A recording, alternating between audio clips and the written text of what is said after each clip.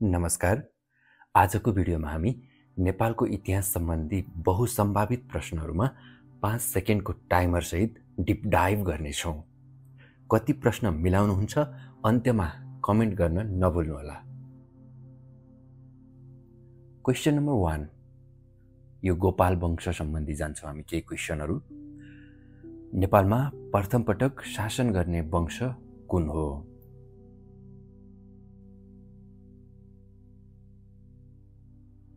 उत्तर रहेको छ गोपाल वंश। क्वेसन नम्बर 2, गोपाल वंशका प्रथम राजा को थिए?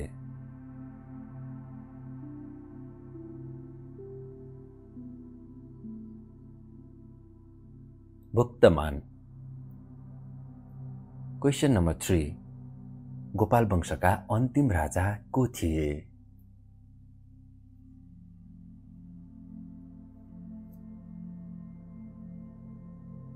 यक्षगुप्त। क्वेसन नम्बर 4, गोपाल वंशको शासन केन्द्र कहाँ रहेको थियो?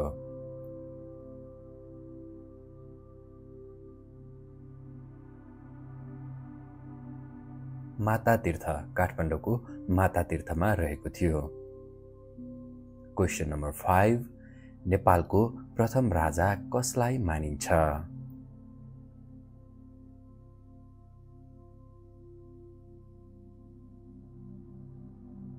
भुक्तमान। क्वेसन नम्बर 6, गोपाल वंशको समयमा नेपालको सिमाना कहाँदेखि कहाँसम्म रहेको थियो?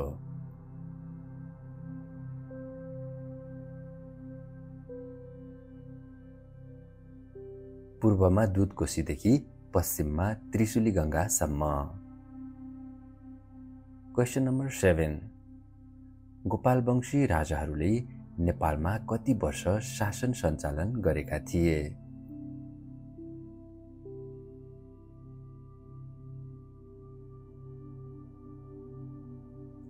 पाँच सय 21 वर्ष।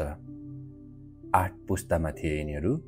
क्वेसन नम्बर 8 देखि केही प्रश्नहरू अवीर वंश अर्थात् भैँसी पालक वंशसँग सम्बन्धित रहनेछन्। गोपाल वंशपछि नेपालमा कुन वंशले शासन गरेको थियो?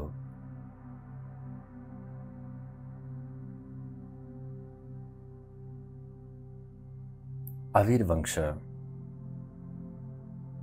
क्वेसन नम्बर 9, अवीर वंशका प्रथम राजा को थिए?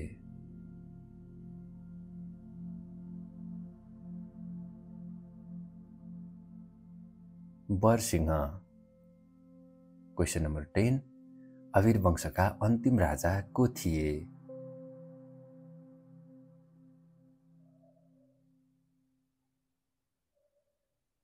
भुवन सिंह।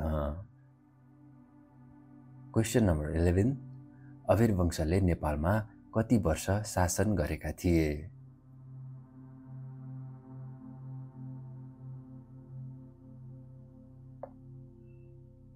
सय वर्षभन्दा बढी, 3 पुस्ता। क्वेसन नम्बर 12, अवीर वंशको शासन केन्द्र कहाँ रहेको थियो?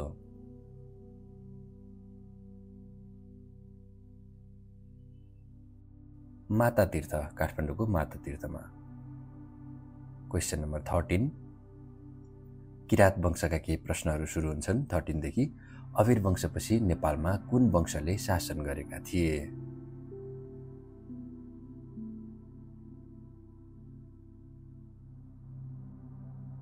किरात वंश। क्वेसन नम्बर 14, किरात वंशका प्रथम राजा को थिए?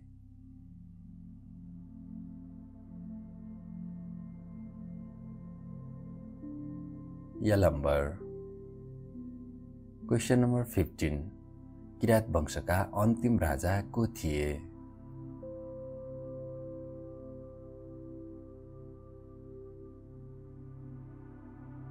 गस्ती। क्वेसन नम्बर 16, किरात वंशले कति वर्ष नेपालमा शासन गरेका थिए?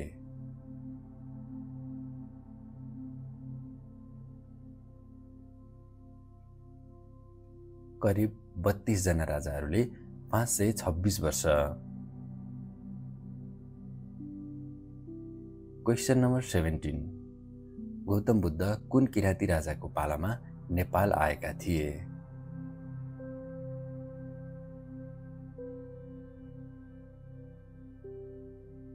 जिते दास्ती। क्वेसन नम्बर 18, कुन किराँती राजाको पालामा भारतीय सम्राट अशोक नेपाल आएका थिए?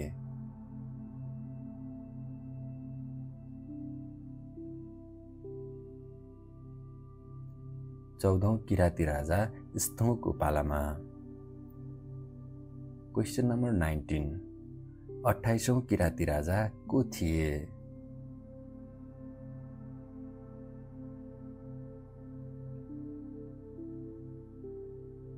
पातुका, जसलाई पटुक पनि भनिन्छ। क्वेसन नम्बर 20, महाभारतसँग सम्बन्धित राजा को थिए?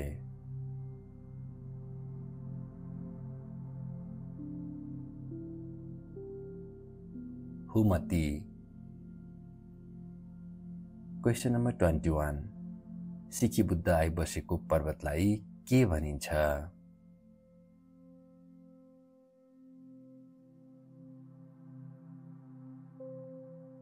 ध्यानाच्यो।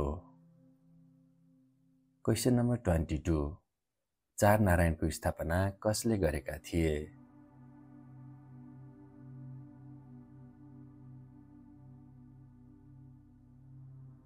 हरिदत्त। क्वेसन नम्बर 23, साके सम्बतमा कति जोड्दा नेपाल सम्बत हुन्छ?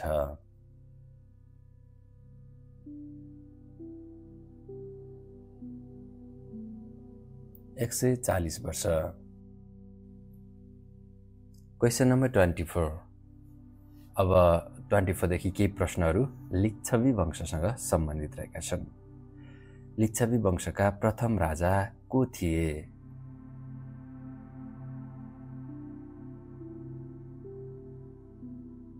जयदेव प्रथम। क्वेसन नम्बर 25, लिच्छवी वंशका अन्तिम राजा को थिए?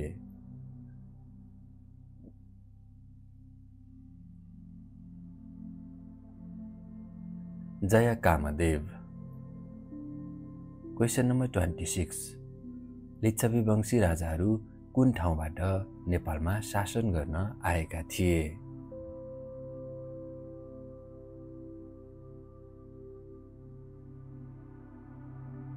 भारतको वैशालीबाट।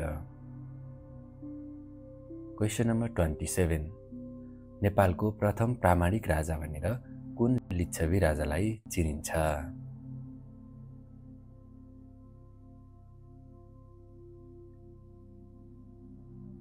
मानदेव। क्वेसन नम्बर 28, नेपालको इतिहासमा स्वर्ण युग भनेर कुन काललाई चिनिन्छ?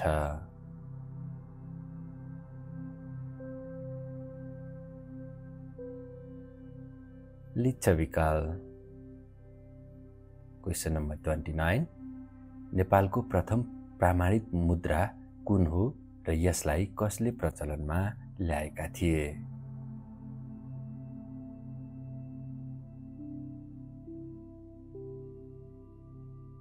मानङ्क, जसलाई राजा मानदेवले प्रचलनमा ल्याएका थिए। क्वेसन नम्बर 30 अन्तर्गत विभिन्न क्वेसनहरूको समाधान हुनेछ।